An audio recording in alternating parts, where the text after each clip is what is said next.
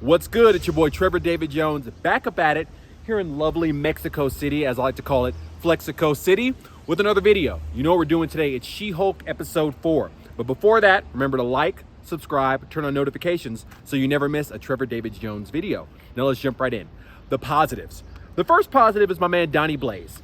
Not for the character himself, because he was kind of crazy, but just for the callback to the original Ghost Rider, Johnny Blaze. We as comic fans love callbacks. We love those hints of the actual comics. So that was good. I'm glad they threw that in there. Wong, the spoilers thing. It was silly, but I feel Wong on the spoilers, man. Spoilers can ruin everything for you. I stopped reading the news recently because there are spoilers in there for like Marvel shows. So the fact that Wong decided to take revenge over some spoilers obviously was supposed to be a little bit silly, but I get it, man. Spoilers are whack, and that was a great scene by Wong. So skipping forward in the episode a little bit, when Jen boots up her dating profile and they show the flames in the background, I get it, and I'm glad that they showed that because as I've said before on my original like Zen videos, you know, the foundation to all this, dating apps are sketch. I guess in a pinch if you got to resort to it, but overall, whew, yeah, I'm just glad they showed the flames in the background to show that, you know, they may not be the best thing. Okay, the criminal magicians. So when they pulled up to actually levy the case against Donnie Blaze, when he like hid the paper in his shirt, like, oh, it's not there, it reminded me of a Caleb City video where literally he's like, if a criminal was a magician, and he like, you know, disappears the cuffs off of him and stuff. It was so poignant to that video that it almost seems like it's based off of that, but you know, who knows. But shout out Caleb City and shout out that scene because that was actually hilarious. So skipping forward a little bit to what turned out to be the crux moment of the episode, when Jen gets the no new matches notification on her phone. Beside the beginning scene with Wong spoilers, that was the funniest scene in the episode. It was genuinely funny, like a notification saying you have no new matches. That's jacked up. But it shows the Marvel writers are tuned into real comedy, and I like that. So this leads into another positive. After Jen's date, or actually during the middle of Jen's date, she is summoned by Wong to go fight, and she walks through the portal.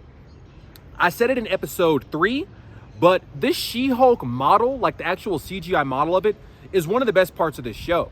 I was watching a Marvel behind the scenes, I mentioned this before, and the CGI artists were getting kind of like, almost like choked up over the models of Thanos and the Smart Hulk, Professor Hulk. Like they're like, this is the best work we've ever done.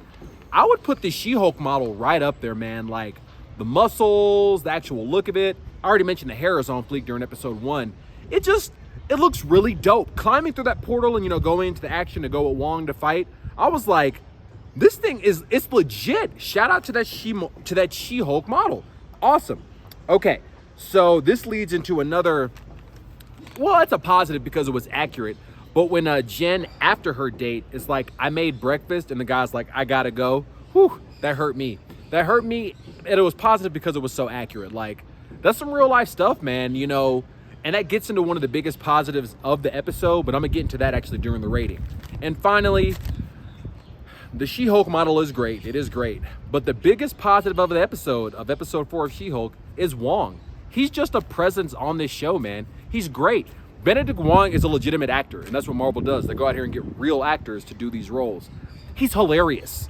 The drama he has, like the, you know, the emotion, the anger, the every scene with Wong, man, like he's the highlight of this episode for sure. So room for improvement. Are they turning up over there? They want to know the room for improvement. Okay, she's supposed to be written this way, but that friend, come on, man, she's an actual room for improvement on this show. She's a terrible friend. And a part of Jen's journey is going to be growing up and seeing that she's, you know, literally no good for her. But man, yeah, that friend's a little over the top, a lot over the top. So there you go. Now on to some actual room for improvements for the show. It's a little too silly.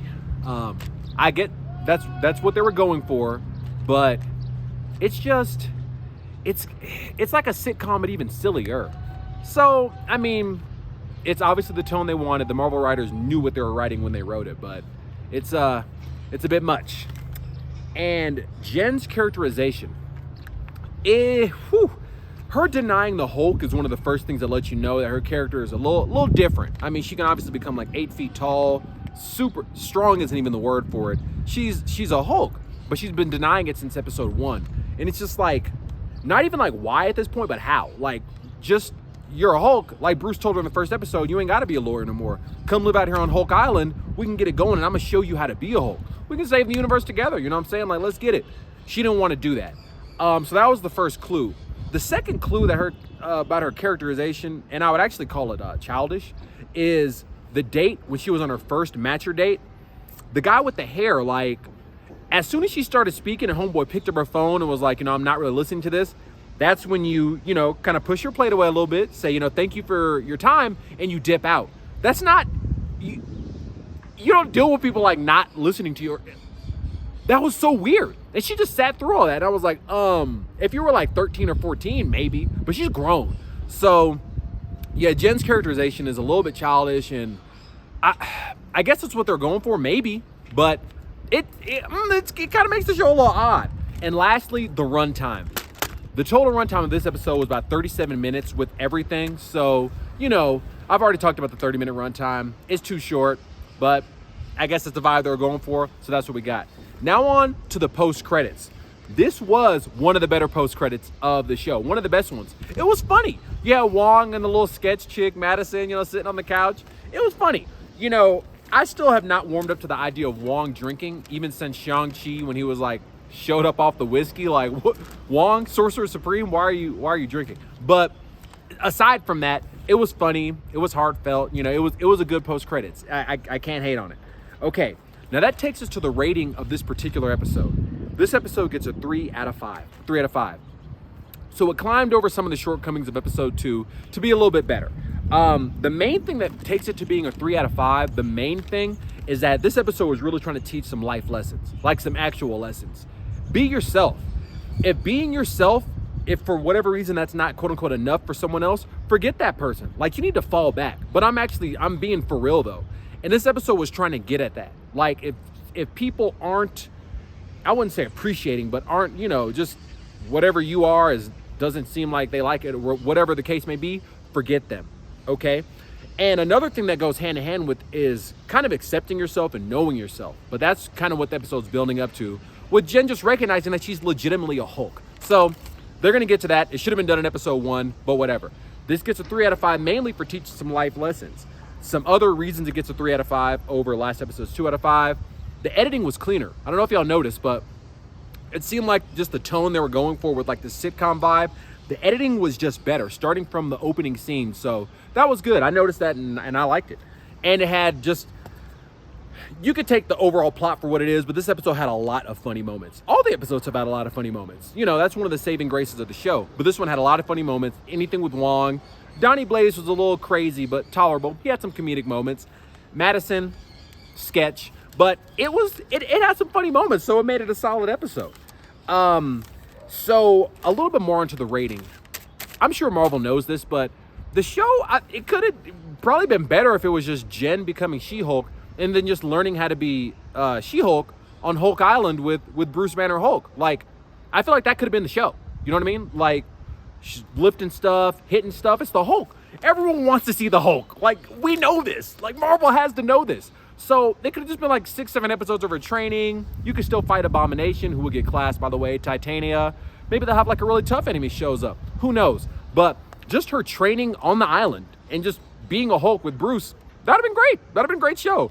But instead, she doesn't even know she's a Hulk, I guess. And now she's like going through this kind of weird path. Yeah, very interesting show. Very interesting show. But, it's got some good visual effects, so there we go. I stand by what I say, that this is without question the worst Marvel show. I love Marvel. I love comics. I love comics, video games, all that stuff, since I was knee-high, a kid. So I'm always be interested in this stuff, no matter what. But this show, out of the 7 shows Marvel's made, man, it's the worst. Right there at the bottom. That's all I got to say about that. Now on to the outro. So, of course, tune in for next week's episode. I got you on that She-Hulk episode 5. Who knows what's going to happen? It could be anything. Maybe Daredevil's going to show up. We don't know. We know it's coming, though, so be ready for that. Black Panther, right around the corner. What is it, August? September. Almost the middle of September.